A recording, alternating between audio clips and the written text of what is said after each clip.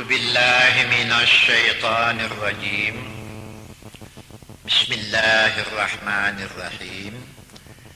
الحمد لله رب العالمين، والصلاة والسلام على رسول الله وعلى آله وأصحابه ومن والاه.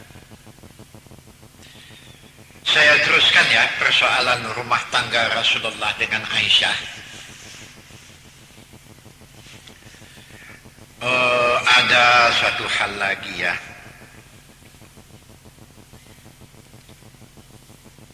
Kalau Rasulullah dengan Khadijah sebelum jadi Nabi sampai kepada wafatnya hanya satu itulah istrinya. Tapi setelah Rasulullah menjadi Nabi,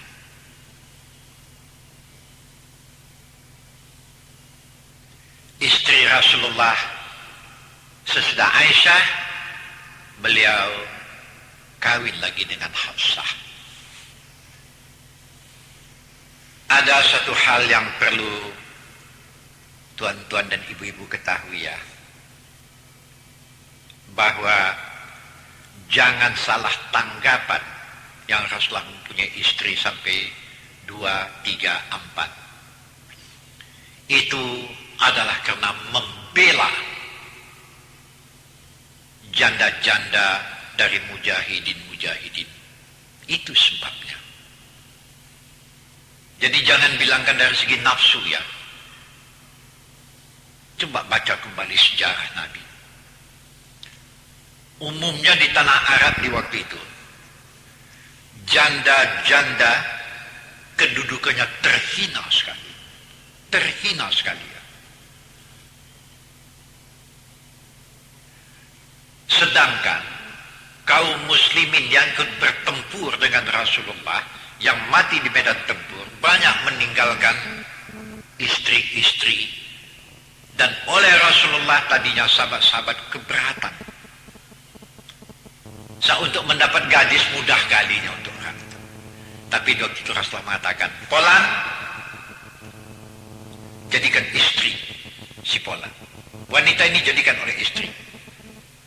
Supaya harga dirinya karena kematian suaminya di medan tempur jangan hancur.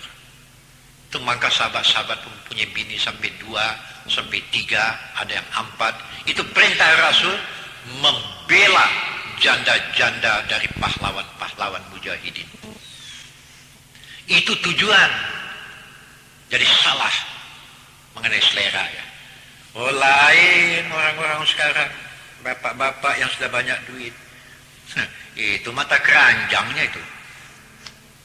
Ya, kalau disodorkan janda tak mau dia tuh. Itu di zaman Rasulullah. Termasuklah Hafsah dan Aisyah tidak keberatan. Begitu pula tulus ikhlas Aisyah. Aisyah juga mengetahui bagaimana sahabatnya yang ditinggalkan suami yang mati di medan tempur.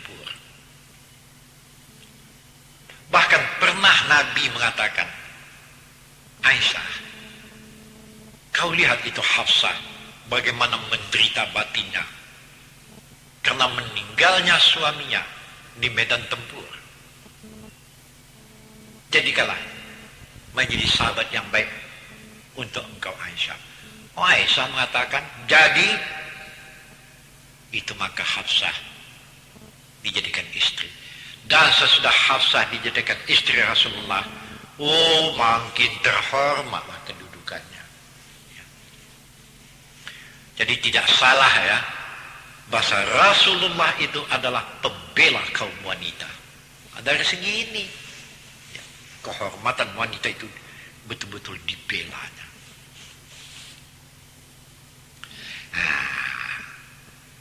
Hafsah, kalau Aisyah daya pikirnya baik sekali, maksudnya daya tangkapnya, atau dari segi lain kecerdasannya. Lain Hafsah. Hafsah tidak juga orang bodoh, tidak. Tapi kalau untuk meimbangi cara berpikir, Aisyah belum dapat di atas itu. Tapi dari segi lain dia punya kelebihan.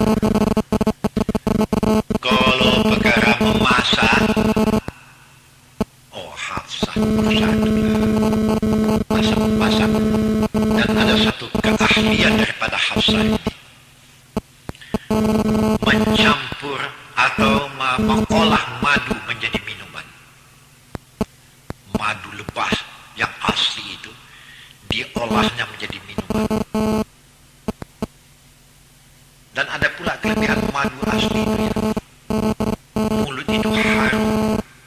Entah bagaimanalah cara Hafsah mengolahnya, wangi mulut dibikinnya. Pada waktu yang semacam itulah, satu waktu sewaktu Nabi Muhammad kembali dari masjid, pada waktu itu seharusnya, kalau cara geleran ini, geleran rumah Hafsah, tidak, rumah Siti Aisyah, geleran ke tempat Aisyah. Tapi karena waktu itu Rasulullah haus, singgahlah ke rumah Hafsah hanya sekedar untuk minta minum. Itu pun dengan merasa dengan nada yang indah ya. Hafsah mengatakan, ya Rasulullah, bukankah engkau pada waktu ini harus berada di tempat Aisyah? Oh, jujur aja bukan Aisyah. Jujur. Rasulullah menjawab, betul Hafsah, tapi saya haus. Sediakanlah minuman, habis minum saya pergi. Oh itu baik. Diolahlah minuman dari madu, diminumlah oleh Nabi. Harum, mulut Rasulullah harumnya dengan minuman itu. Habis minum, pulang ke rumah Aisyah. Ada satu ya, saya kadang-kadang takut juga mengatakannya, seolah-olah nanti katanya purno. Padahal apa yang saya sampaikan ini wajar sekali. Rasulullah asal pulang dari mana-mana sampai ke rumah itu selalu dia mencium istrinya. Jangan katakan porno ini ya, orang mencium istrinya kan biasa itu. Tapi ada juga yang menegur saya, kenapa lah diberitakan di muka umum? Saya menjawab, kan rumah tangga Rasulullah menjadi contoh, kata saya. Menjadi contoh. Jadi ini salah satu contoh juga ini, karena ada hubungan kasih sayang. Jadi waktu sampai ke rumah Aisyah masuk, ya tidaklah di tepi jalan itu pula. Setelah masuk ke dalam, terpelihara dari pandangan orang banyak, diciumnya Aisyah. Waktu itu, waktu Rasulullah mencium Aisyah, terciumlah oleh Aisyah bau yang harum. Ya, bagaimanapun ya, rasa cemburu itu tetap ada. Bagaimanapun rasa cemburu tetap ada. Kalau orang tidak mempunyai rasa cemburu, itu tandanya rasa kasih sayang tidak ada. Ya. Kalau seorang istri bertanya, ya, abang kok lama kali pulang? Sudah ditunggu-tunggu. Itu kan ada bayangan rasa cemburu itu.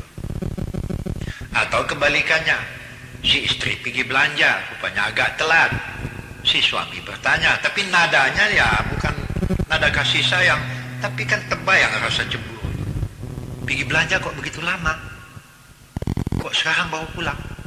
Akan ada rasa cemburu di dalam itu. Dari satu segi, cemburu ini menggambarkan rasa kasih sayang. Tapi jangan diperturutkan. Kalau diperturutkan, oh ini berkelahi besar kesudahannya ini. Ya. Rasa itu ada pada Siti Aisyah. Keluarlah kata-kata dari Aisyah. Ya Rasulullah, apa? Agak lain bau mulut engkau. Karena mencium bau madu ya. Aisyah sudah tahu ini tentu singgah ke tempat Hafsah ini. Rasulullah jujur. Tidak. Masa lain bau mulut saya?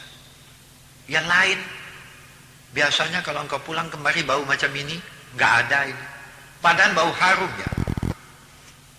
Barulah ingat Rasulullah dijawab. Aisyah, betul. Saya tadi haus. Jadi karena haus, saya singgah ke rumah Hafsah hanya untuk minta minum.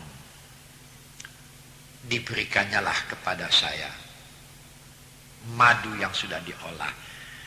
Habis minum saya kemari supaya kau tahu. Jadi bau yang kau cium itu bau madu itu. Siti Aisyah senyum saja ya. Gitu. Nah, jadi nampaklah di sini ya bahasanya cemburu itu juga ada baiknya.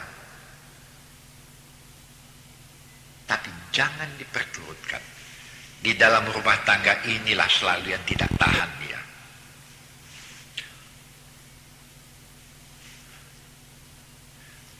Untuk ini saya ingin menyampaikan satu riwayat lain lagi yang ada hubungannya dengan Rasulullah. Ada seorang laki-laki pernah datang kepada Rasulullah. Apa katanya? Ya Rasulullah, aku adalah seorang yang jahat perangai. Dan aku selalu tidak dapat menahan hati.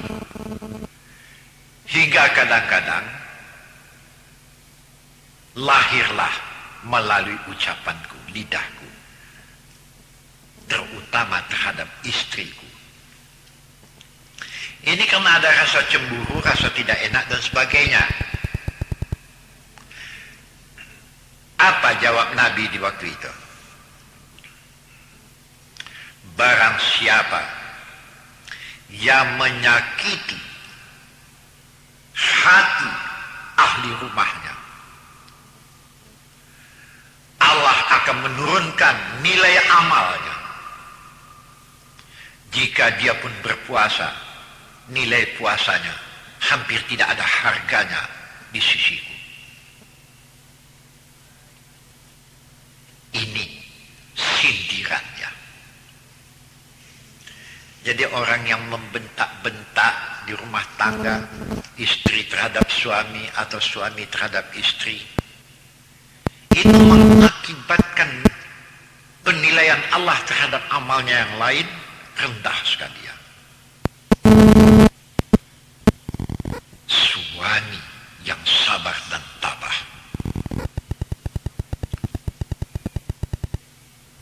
terhadap jahat perangai istrinya, nanti Allah akan mengurniai dia dengan kasih sayang dan rezeki yang penuh dengan keberkahan. Demikian juga kebalikannya. Istri yang sabar dengan jahat perangai suaminya, maka istri ini berhak untuk mendapat keampunan daripada dosa-dosa yang diperbuatnya. Oh, hebat soalnya. Kalau maulah menyadari persoalan-persoalan yang semacam ini. Saya teringat di mana Nabi pernah mengatakan, terutama sekali dalam keluarga dan rumah tangga, 5 persoalan pelihara. Kalau yang 5 persoalan ini dipelihara, wah, sudah bersama Rasulullah lah memasuki surga ya. Kalau sudah bersama dengan rombongan Rasulullah masuk surga, ini sudah aman lah.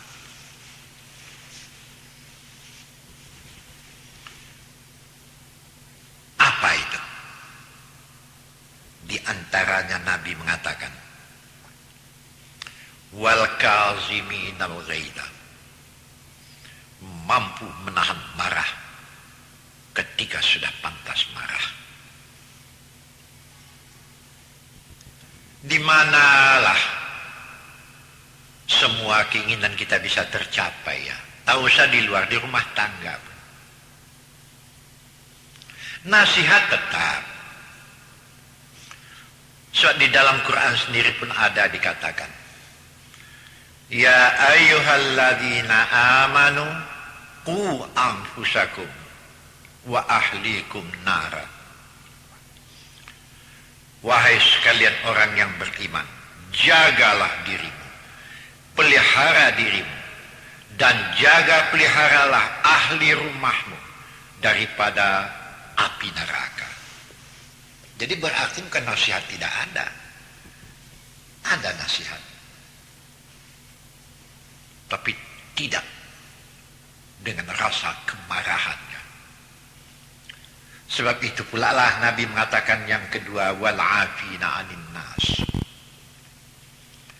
Engkau harus menjadi pemaaf terhadap manusia, terutama terhadap keluarga. Menjadi orang yang pemaaf, tidak pendendam. Jangankan terhadap suami kepada istrinya atau kebalikannya atau keluarganya, kepada orang lain pun dendam tidak boleh ada. Walaupun orang lain ini pernah menyakiti hatimu, tetapi pada satu waktu dia memerlukan pertolongan engkau, engkau turun tangan menolongnya dengan tidak membangkit-bangkit soal yang sudah. Dendam tidak ada. Amanlah kalau macam itu. Kemudian Nabi lagi mengatakan, ruhama'u fil yatama wal masakin. Ini sudah pernah saya singgung tadi. Melimpahkan kasih sayang kepada anak yatim dan orang miskin. Tadi sudah saya singgung ya. Tidak saya ulang lagi. Kemudian yang keempat kata Nabi, ma yunfiqu biyamini la ya'rifu bishimali. Dermawan apa yang diberikan oleh tangan kanannya tidak diketahui oleh tangan kirinya. Dermawannya macam ini adalah kekasih Allah, dan orang yang semacam ini akan beserta dengan Nabi memasuki surga. Fayuhasibu hisaban yasira. Sudah aman. Ma yunfiqu biyamini.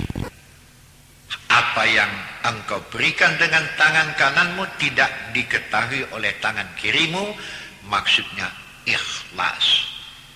La tattabi'u sadaqatikum bil manni wal adha. Ini Quran ya.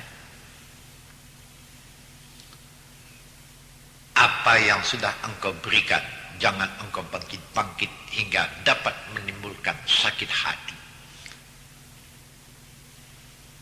Sudah dibagi, sudah. Walaupun pada satu waktu ada hal-hal yang timbul menyakitkan hati, namun apa yang sudah kita berikan tidak kita bangkit-bangkit. Kemudian yang terakhir Nabi katakan, wal mustaghfirina bil ashar. Wal mustaghfirina bil ashar, selalu bangun di tengah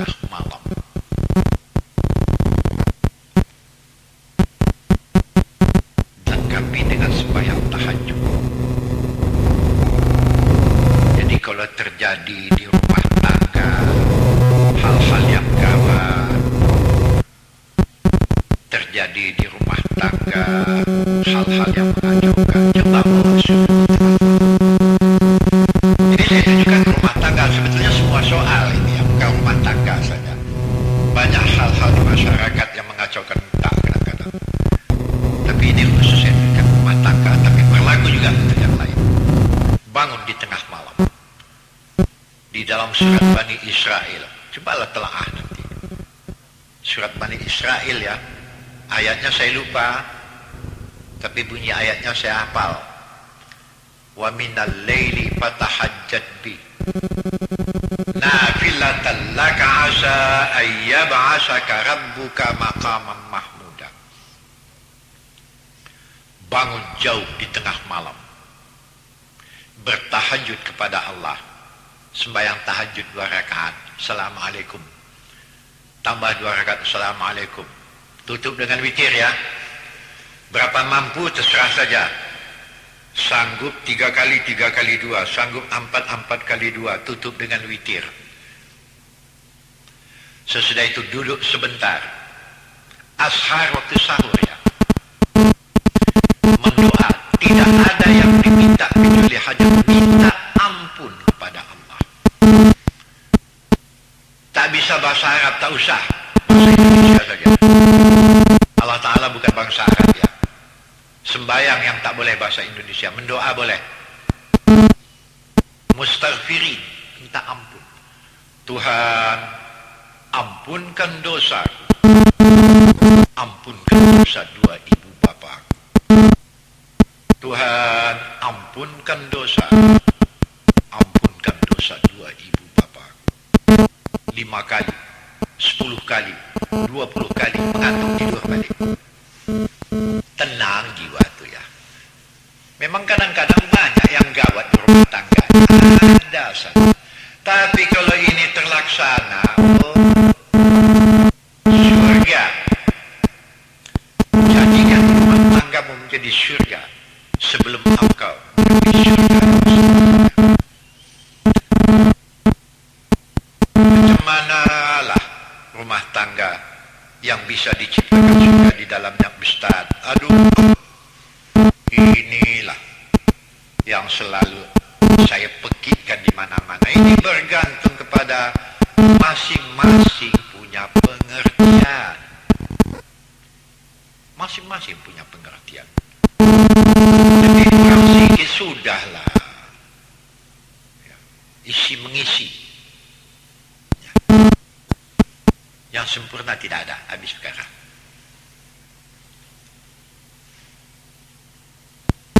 Ini yang nikmatnya. Kalau ada yang menggoyangkan perasaan, yang mengacau pikiran, goyang dia di dalam, cemas, ketakutan, bagaimana mengatasinya? Sudah saya katakan tadi. Di antaranya bangun di tengah malam. Wa minal laili, jauh di tengah malam. Fatahajjat bi, bangun bertahajud kepada Tuhan. Nafilatan lak, itu baik untuk engkau. Allah yang mengatakan ini. Kalau sabda Nabi masih ada nilainya ya, apa hadis sahih apa enggak, tapi ini Allah yang mengatakan dalam Quran. Wa minal lail, jauh di tengah malam. Fatahajjat bi, melakukan sembahyang tahajud. Nafilatan lak, itu baik untuk engkau. Asa ayyab'asaka rabbuka maqaman mahmuda. Maqaman mahmuda, Allah tempatkan engkau pada tempat yang terhormat, tempat yang baik. Di dunia ketenangan jiwa, di akhirat sudahlah, tak usah cerita lagi, amanlah. Nah, dengan ini mengatasi persoalan itu, maka selalu saya katakan, selalulah mentelaah Al-Quran.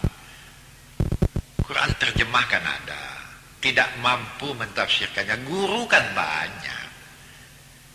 Datangi musalla, datangi masjid-masjid di mana ustaz-ustaz kita mengajarkan segala apa yang perlu kita dengarkan. Ya. Bisa, kenapa tidak?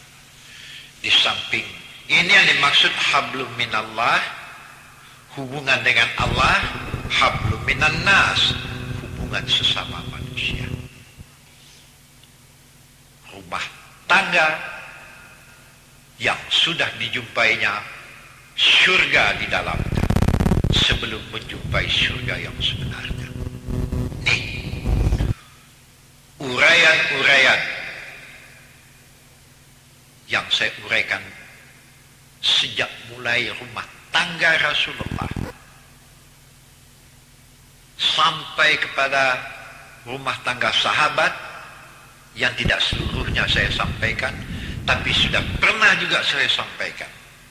Seperti rumah tangga Ali bin Abi Thalib dengan Fatimah. Ini juga sudah pernah saya sampaikan ini. Apakah sudah sampai ke tuan-tuan atau tidak, saya tak tahu. Fatimah dan Ali bukan orang senang itu. Ali itu orang susah ya, orang menderita. Bukan menderita hati maksudnya ini. Tidak orang kaya. Bukan orang megah. Tapi tak aman orang itu di rumah tangga. Ali dengan Fatimah.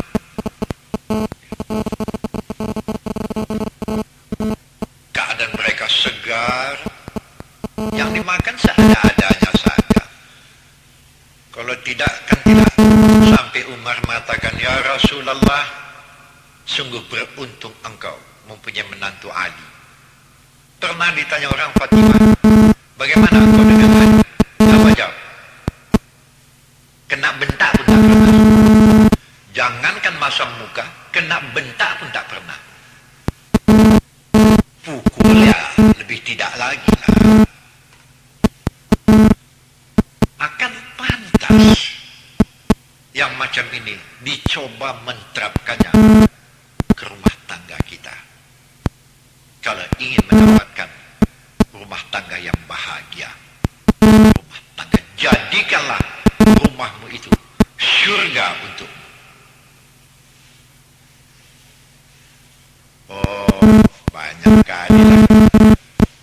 Tak sedikit saya mendapat pertanyaan ke arah ini yang saya tidak mampu menjawabnya langsung. Ya, dengan inilah saya jawab. Cobalah ulang-ulang kembali mendengar ini. Yang kesimpulan segala-galanya daripada apa yang sudah saya sampaikan. Satu hadis Nabi mengatakan, kullukum ra'in wa kullukum mas'ulun an ra'iyati. Semua kamu adalah pemimpin. Dan semua kamu dengan pimpinannya akan ditanya pertanggungjawabannya di hadapan Allah. Timbul soal. Semua pemimpin iya, cuman bidangnya tidak sama. Kalau suami di rumah tangga sebagai pemimpin sudah. Makan minumnya, bajunya, pakaiannya itu disediakan. Tapi bagaimana sebagai istri? Dijawab, memelihara hati suami dan memelihara harta benda yang diamanahkannya. Itu pimpinan seorang istri. Ya, mudah-mudahan saja dapat kita amalkan ini. Ya, sampai di sini. Assalamualaikum warahmatullahi wabarakatuh.